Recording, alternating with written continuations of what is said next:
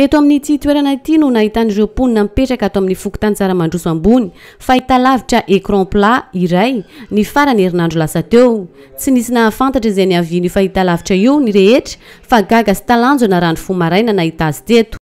Tamin'ny farany herinandro teo dia nisy écran plat tsy hay fantatra boka ilay fiaviany fa niankina teo amin'ny sisiny lakoronay teo dia nampandre amin'ny fokotany zay dia ny fokotany etaty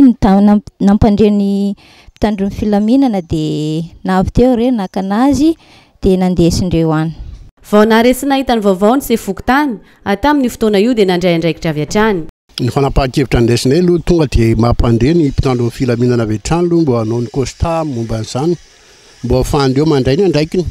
Mbola tsy nahazo vaovao avy any amin'ny mpitandron'ny filaminana izay moa tsy mbola nisy ny déclaré koa teto amin'ny fokotany manodidina na Tsaramandroso ambany na Tsaramandroso ambony hoe vaky ny tranony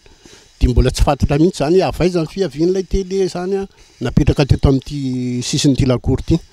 Araka izany dia efa eny amin'ny biraon'ireo mpitandron'ny filaminana avy ao amin'ny polisy pirenena ity écran plat ity amin'izao fotoana izao izay tsy azo ny mpanao gazety nalaina sary.